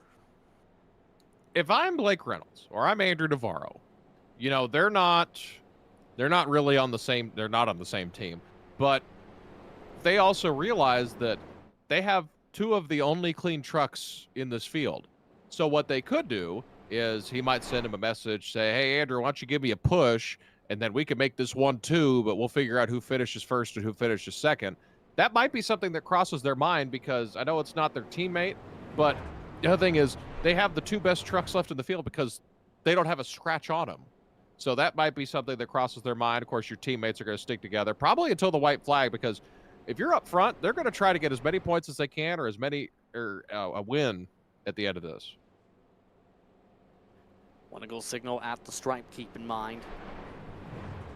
You know who, somebody we haven't mentioned all day, by the way, who's in the top 10? Who's that? Jared Liebert, the 32 truck. He's one of the top builders as well, you can argue, on the platform. We haven't said his name once, and he's driving a very demolished truck at the highest it's been. He's been as far back as dead last today. He spent much of the race in dead last. That's one good thing. It's like a yo-yo with a lot of these drivers. I mean, we hadn't talked about Matthew Morton until this green-white checkered when he was one of the few cars that dodged that wreck. But you have a lot of guys that they might have been hanging out at the front at the start of the race. They're now at the back. You have a lot of guys that were in the back, and now they're way up front. I mean, it's just like a big yo-yo. We're about to see which way the yo-yo wants to yo. Reynolds, the control truck. Morden, Navarro, Crawford, your first 2 rows. Najov, Batby, Mercurio, Frisch, Liebert, and McCandless. Your top 10 come into the green flag. A side note, Blaze Crawford is up 30 spots after being the last starter in this race. So is that good? That sounds good. It sounds really good, you know. Oh, you know, you don't want to be the minus 33 after all, right? No, that's true. That's true, because that means you were on the pole and you're in last. So you're correct. Closest to that, by the way, minus 25. Peyton Howell, 29th from the big one. And so as we get gathered up here, leads to a question. Are we good on fuel? Because remember, they're 33 to 34 laps in. Most drivers are in their stints entering these GWCs. Well, I don't know if you've been paying attention or our folks at home have been paying attention, but you notice Blake Reynolds, he keeps trying to get ahead of the pace car. He's trying to gain up some speed. He's going to clutch or shut the truck off, try to save some fuel. So fuel is an issue right now. I think if this gets to a second or a third green-white checkered, I think Blake Reynolds might be in a a sticky situation. But for now, I think he's going to be good for this first green white checkered. But you know, we were right at that fuel number right when we got to the end of the race, and I said if it's going to get to a green white checkered, it could become an issue. It comes down to a battle between 30 drivers on the lead lap. Hines, English, Kenny Brady, Budafuco are your drivers out. Can Reynolds hold on for another 5 miles? Can Morton find his way up in front? Can somebody else find a way to lead the lines to the checker flag? Green flag is out. Green white checker number 1 underway. And a big launch for Reynolds. Does he slot up? No. Morton gets some help instead from Crawford.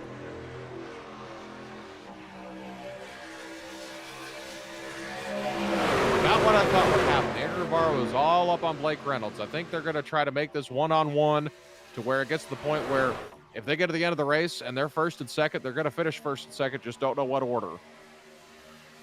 One poke out from a Ryko truck. Morton gets a push still from Crawford down the back straightaway. If they take the white flag, the race is official. Reynolds getting a huge jump from Navarro all the way to the corner. Navarro trying to find a way to get ahead. Reynolds with a bit of a bobble out of the corner though. Matthew Morton taking the lead. He leads with 1 lap to go from Daytona. Final time around. We're about 2 miles from home. I have no idea what's going to happen here in these next 2 laps. It's a big crapshoot right now. There's going to be a lot of moves down this backstretch and into 3 and 4. Reynolds has a huge shove though. Morton's lost his help. Here comes one Dodge green wide. Big block for Reynolds on Navarro. Navarro gets squished to the 3-truck tandem. Now Reynolds plays the block. Nightjob gives him a push. One spinner at the back. Reynolds tries to block off Navarro. Reynolds tries to block all the lanes. The Nitro Circus truck looks to hold off the crowd. One more stretch. Blake Reynolds takes the checker flag. Welcome back to victory lane in eNASCAR, Blake Reynolds.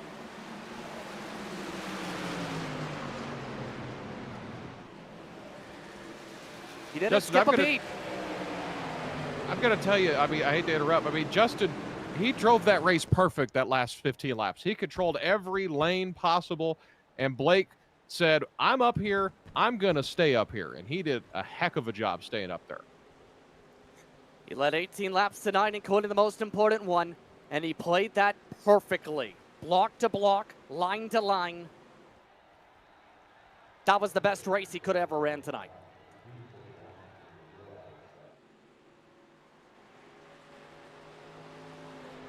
He gets to celebrate here in this one.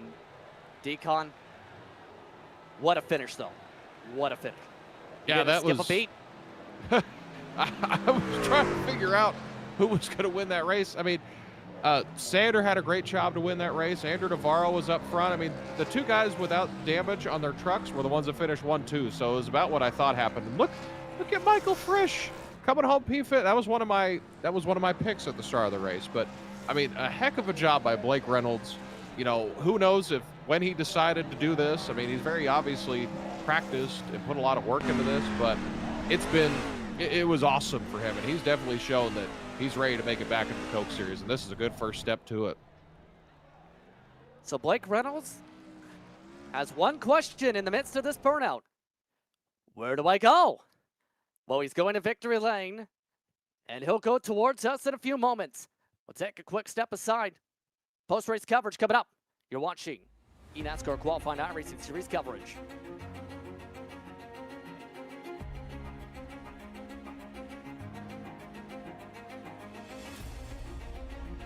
When you want to be the best, you can't settle for the rest. For anything on iRacing, there's just one name you need, Maconi. With the launch of Maconi Entertainment and Maconi Competizone alongside Maconi's Setup Shop, we now provide the best of the best in setups, paint schemes, coaching, broadcasting, and event organization. With cars across all 4 license classes, we have what you need to hit the track with confidence. Grab a subscription and save money while going fast at MaconiSetupShop.com/subscriptions. And remember, at Maconi Setup Shop, there are setups, but your victories.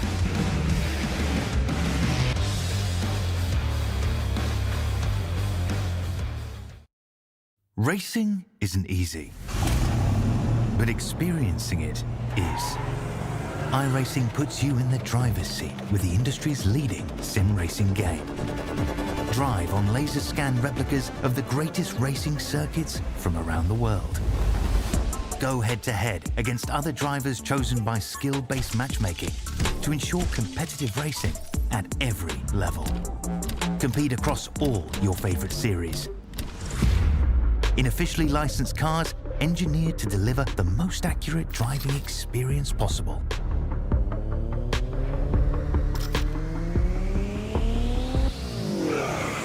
Join a race or host your own with players from across the globe. Race against the computer or in a league with friends. Feel the thrill behind the wheel. Visit iRacing.com.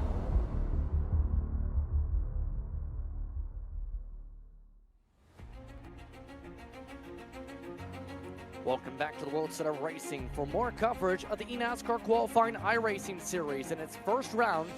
Road to Pro Ladder brought to you in part tonight with its coverage on Maconi Entertainment by Maconi Setup Shop, the home for setups, paint schemes, coaching, and more. Official setup shop of eNASCAR. As we get set to go for post-race coverage, Daytona lived up to the billing, and it came down to Blake Reynolds needing to block all the lanes to pick up the victory. Let's take a look at those post-race results here. As Reynolds gets the win by 0.060 seconds. Andrew Navarro comes away second tonight in his home race. Then it's Sander Nyjoff in third, Matthew Morton and Michael Frisch the top five. Blake McCandless, I should say, recovered back to sixth after his spin early. Crawford, Bappy, Warman, and Brian Mercurio recovered from his damage after being the pole sitter to be in the top 10 to start the year, Decon. We'll go back here, and a lot of these guys were involved in that big one late there. Daniel Smallwood, who was up front a lot, finishes 11th. Andrew Freenage finishing in P12. Larry Pace, the Canada native, going to finish P13. Jarrett Liebert had a on and off night, finishing P14. Eugene Mozganov finishing in 15th. Joseph finishing P16. Zach Nichols in P17. Agnell Phillip, P18. Former eNASCAR winner Kevin King in P19. Alex McCollum, who needed the lucky dog after that big one, he finishes in the top 20. Casey Tucker finished back in 21st. Mitchell DeYoung in 22nd. Logan Clampetts returned to Road to Pro to try and return to Coke. Finishes 23rd. He had technical issues much of the night that hampered him. Christopher Pfeffer, he ends up being 24th. Nathan Nicholson, 25th. Peyton Howell was a front runner most of the race, was involved in the huge one, 26th. Connor Shawnee in 27th. Noah Bitts, Justin R. Smith, and Brad Mahar in the top 30. 4 DNFs tonight to start the year, and on the back foot, Corey Hines, Sean English, Kenny Brady, Daniel Buttafuoco, all will have a lot to build on after tonight. So let's look at the race results in session. Of note, Daniel Nanny just picked up the win in second split, but again,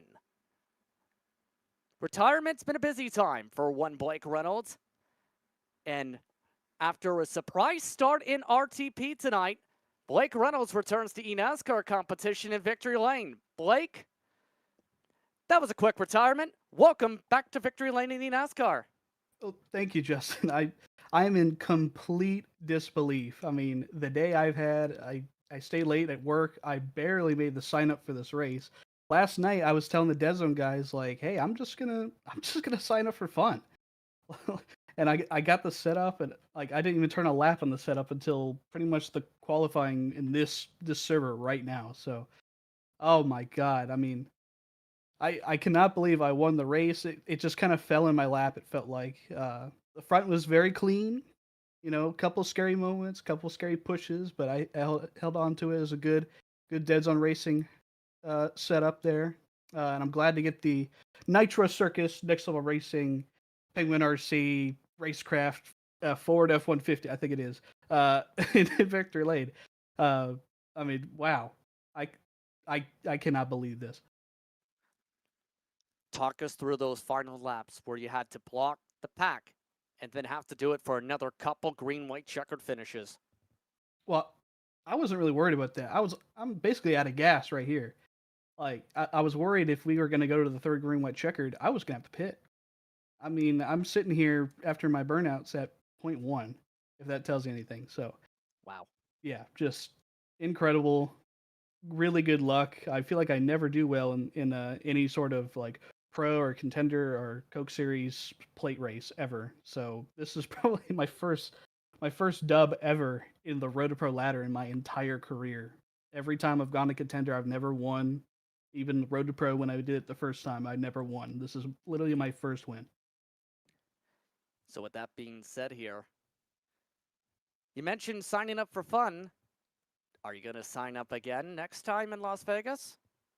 You know what? Sure, I'll do it. Are y'all gonna broadcast? Of course, we have the whole season. All right. Well, you know what? I'll say it here right now. I'm gonna show up, but I already told Houston Hamer at Dead Zone I'm not practicing. I'm retired from practicing. If I fall out of the top 70, I'm done. But I am not practicing. My days of that are done. So I'm simply gonna run this for fun. And the talent in this top split, it seems to have gotten a lot better. The I rating's about the same, but just overall, in years past, this race has been a wreck fest, and in my eyes, this race was really clean, really well done. So props to everyone in the field here tonight, the top split. I really appreciate us getting to the end clean as we did. So on that note, once again, Blake, congratulations on the victory tonight. That makes you the points leader to start off RTP for 2024. Unbelievable. Thank you. That's Blake Reynolds. Very stunned, it sounds like. You join for fun and you win right off the bat. Not bad at all. Second spot went the way of Andrew Navarro. He's with Decon. Andrew Nav, you came up just a couple inches short, man. I mean, you and Blake were about the only ones that didn't have damage after that big one. What were you thinking on that last restart? Uh, Honestly, I was just hoping to push him on the bottom. I just knew if the opportunity presented itself, I was gonna hop up to the middle, but Blake did a great job blocking it and not an unnecessary block, so he raced me clean. Um, just really wanted points actually. So I thought about going top of 3 and I was like, I'm probably gonna get left out and finish 20th, so I'll just take the second place and push him as hard as I could. But overall, really good day. Uh, got really lucky missing a lot of wrecks. We were involved in the first one.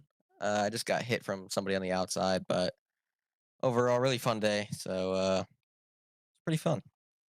That's an interesting point that you just mentioned. You're very rarely is someone happy to lose in a photo finish, but you mentioned it.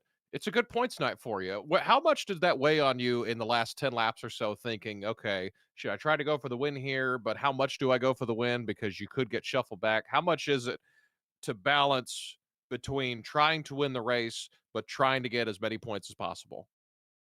Yeah, I mean it's a hard balance to find. You can be too aggressive or too passive, and then you can just get steamrolled. That's usually what happens to me. I'm way too passive. Um, but I've been money racing at these plate tracks for like the last like 7, 8 months, so I've kind of got the risk management at the plate tracks. And obviously I'm racing for the points, so that's was literally my main focus.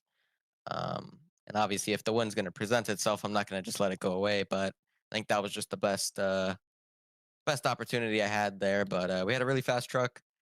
Want to thank everybody at Premier Racing Setup, Smart Sports. You guys actually for broadcasting this race, um, and then iRacing obviously for putting on the Road to Pro Series. So one thing before I let you go, there's a lot of preparation that goes into Road to Pro. Everyone can't be like Blake Reynolds and just show up with no practice and go out and win. You can't do that at every track. Roughly, how much time do you put in on an average Road to Pro week? Like during this time of the season, how much time are you putting in on the sim? Honestly, this week I just ran last year's setup basically with like 2 tweaks for the new damage model. That's about it. But on average for a mile and a half, 2 runs, 2 30-lap runs, that's a good enough pace, and you can kind of get, right in the sweet spot of not wanting to absolutely not want to rush. Like you practice too much, and then you don't want to race. So I think 2 runs, that's going to be the sweet spot this year. Maybe a third run if we're really slow, but yeah, it was a lot of fun. Well, Andrew, great job tonight, buddy. Wish you the best of luck the rest of the way. Anything else you got to say? Yeah, obviously iRacing for putting this on, and you guys for broadcasting, everybody on the trucks, Celebrity Cruises, Adrenaline Captures, Blame for making the paint scheme, Seven Seas. I think that just about wraps up everybody. So thank you guys for having me. That is our second place finisher, Andrew Navarro, just a couple inches short from the victory tonight, but he is still really pleased with his points finish as Justin Prince is standing by with our third place finisher. Yes, indeed. It's Sander Nyhoff who comes away in the top three, 0.084 seconds back. Sander, first things first, welcome to the top three in top split. Second things second, talk us through the night from you and Nexus's perspective after a crazy big one and having to deal with damage. Yeah, it's last year Road to Pro I got wrecked out, finished 35th. So to finish third in top split is honestly amazing. At the start of the race, me and my teammates were pretty close together, so we all managed to get to the third lane, or the second lane, I mean. And then after the first caution, we managed to go 49 laps, I think. So we were good on fuel for a few green white checkers, if that was the case. Then we just kind of got stuck on the bottom, and it was a really long gridlock race after the pit cycles. And then with the wreck, I was able to just about avoid it. I did get a 4x and a bit of damage. My teammate Batby got a lot more damage, but he was still in it. And then the last restart, I didn't realize Mercurio behind me had damage. So when I saw him fade away and we were just three on the bottom, I was like, yeah, this isn't going to go anywhere. But then luckily Frisch got behind us, and I got third place. So super happy with that. So, Sander, a big top three, first of all, to touch back on that. But you've had a rocket resurgence, so to speak, in the past year or two. A couple years ago, remember seeing you just join Nexus at the time, I wonder who he is, and then you're really good. Now you're in top split. Talk us through about the road to get here, to be in position, to be with the good team, but also in the top split. Yeah, it's been a road. First off, shout out to Zach Hudson for getting me on the team again. I think I was barely a 5K when I first started Road to Pro last year. But then I also started learning how to make setups. To tweak that, I didn't really practice that much, and I was still not really good with my tire wear back then, but that slowly got better. And also with Kwame and Dylan in Contender, I helped a lot, and I was just bombarding everybody on Nexus with a ton of questions in every car about how do I do this, how do I save that, and just getting better and better because of that. It's just the best way to learn is to have people around you who are way better. And it's a bit difficult because I'm European, and at my times there isn't that many fast people. But to be in a team with a lot of fast people really, really helps. So, in turn, lots to build upon after tonight. Once again, Sander, congratulations on the top three finish here in this one. Thank you. Sander Nyhoff coming away with the top three run here this evening. I'd like to thank him and the rest of the top three for taking the time to speak with us during post-race coverage here on Maconi Entertainment, as well as on iRacing social media platforms. With that being said here, Decon, what a finish. What a race. It was clean. It had a big one of 30 trucks. It had a wild finish. What else? What can you say? Because I'm speechless. There was a lot in that race. I mean, it had everything. It had the big one, it had the little one, it had the moderately sized one. You had, by my count, 15 different drivers at least holding the first position of that race. I mean, it had everything. And Blake mentioned it. You're going to see that they had a big one and think, man, this was just a dirty race. This was just, it was a big wreck fest. But there were only 3 cautions. It wasn't that bad. It was a really good race. That's some of the best racing I've seen on a plate track in a while. And I'll tell you after this, and I mainly just put it on just so I can show it here. They head to Viva Las Vegas next week, so it's only going to get better from here. So, I mean, a lot of these guys, they're going to be in a good spot for the rest of the season, or the next race at least. Like Andrew Navarro, Blake Reynolds, they're in a good spot. And Blake, continues to run, which it sounds like he is, but you know, a lot of those guys in the back, Daniel Buttafuoco, Kenny Brady, guys like that, they're going to be hoping that they're probably going to have to use this as their drop week. So now they're going to have to be on their toes for the remainder of the season.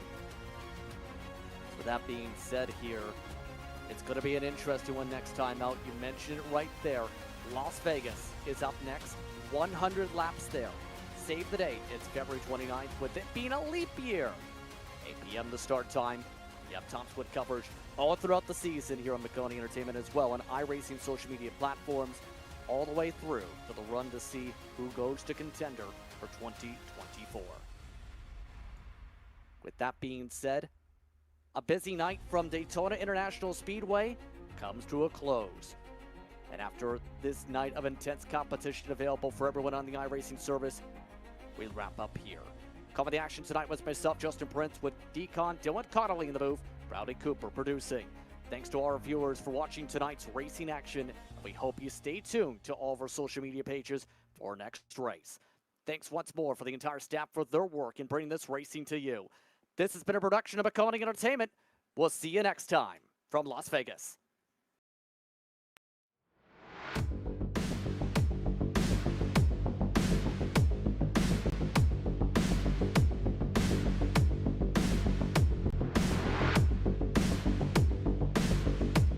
Want to be the best, you can't settle for the rest. For anything on iRacing, there's just one name you need: Maconi. With the launch of Maconi Entertainment and Maconi Competizone alongside Maconi Setup Shop, we now provide the best of the best in setups, paint schemes, coaching, broadcasting, and event organization. With cars across all 4 license classes, we have what you need to hit the track with confidence. Grab a subscription and save money while going fast at MaconiSetupShop.com/subscriptions. And remember, at Maconi Setup Shop, there are setups, but your victories.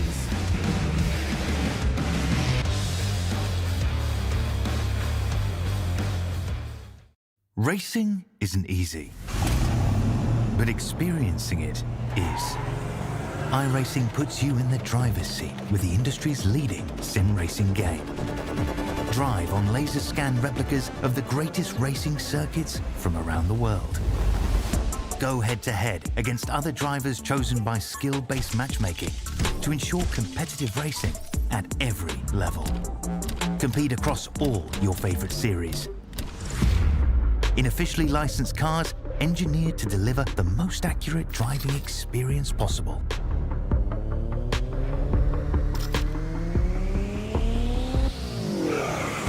Join a race or host your own with players from across the globe. Race against the computer or in a league with friends. Feel the thrill behind the wheel.